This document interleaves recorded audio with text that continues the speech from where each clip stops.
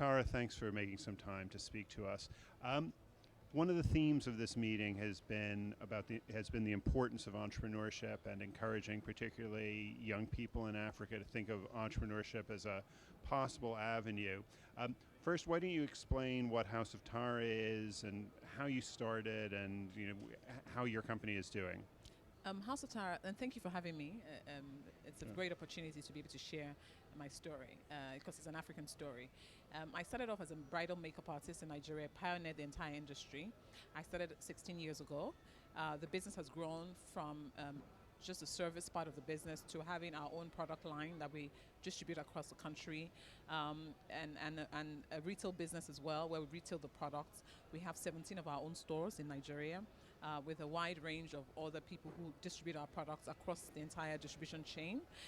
We also have become a distribution channel management business, and so we're helping other beauty brands to leverage on our channels to be able to distribute their products. So recently we've just been engaged by L'Oreal, the biggest beauty company in the world, to distribute Maybelline for them in Nigeria.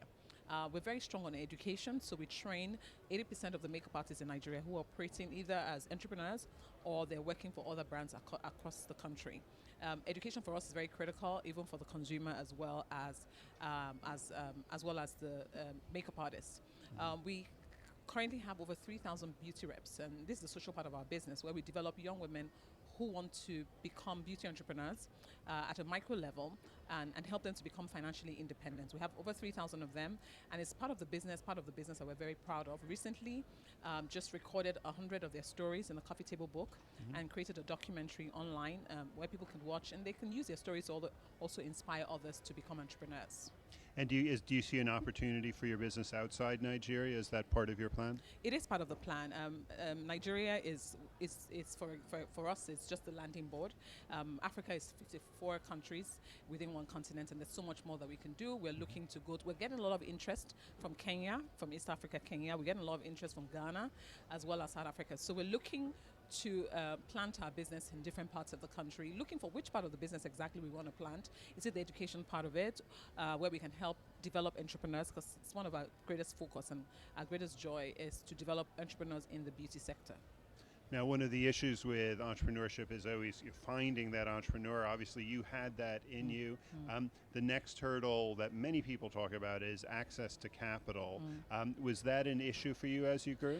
Yes, access to capital was an issue for me as I grew. At a point, service is great, and with service, the customers pay, and then you can use their money to build a business. But with products, you are tying money down in production time and lead time before it is delivered to you. And at that stage, with the beauty reps that we started to develop, the consumers started to ask for more products. So we started off with 3 eyeshadows and 3 lipsticks because we felt that we could grow from where we started.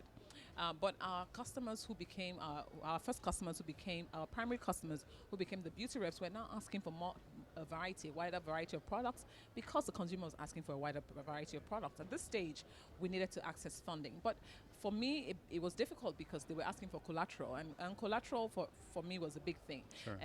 They wanted a house, they wanted something, a landed property that I didn't have at the time. But what the bank decided to do was, after a long time, decided to use my stock as collateral. I think that a lot of times we don't know how to position our businesses in a way that the bankers can understand and then come up with a solution. Sometimes the bankers don't understand the business either. So the question is, what do we do in terms of our relationship with our bankers, account officers, to let them understand our business better? Because some businesses are not as straightforward. Sure. Beauty is one of those. Right. And have you found, as you've sort of grown and had some success, have you found other potential entrepreneurs come to you and sort of seek mentoring or advice? Is that a role you can play? It's that's become, for me, I always say that to whom much is given, much is expected. I was mentored as well. I have had the opportunity of being mentored by some of the leading business entrepreneurs in Nigeria who didn't have the same opportunities that I have today, where there's a lot of awareness about female entrepreneurs. And today I'm getting that as well. And I feel like I owe it to those who also mentored me and who were before me to do the same. So I spend a lot of time doing that. I have certain days of the week that I assign to mentoring, and sometimes just sharing their ideas with me and the things that they want to do. And then sometimes they just need encouragement.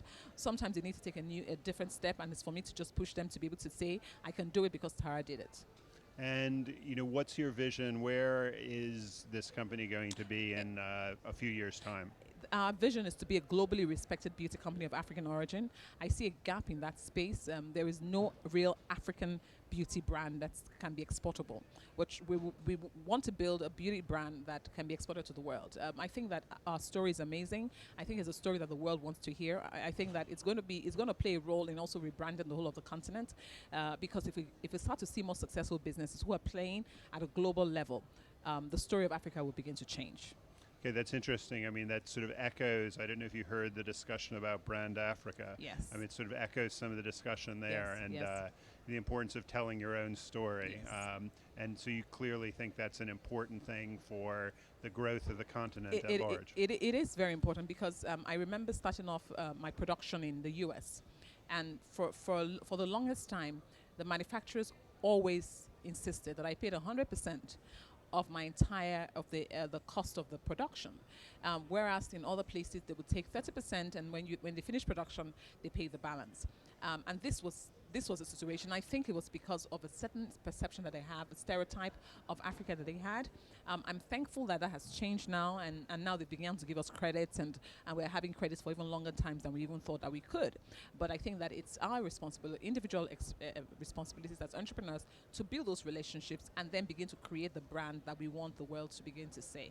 That sounds great. Well, good luck, and thank you for your time again. Thank you very much.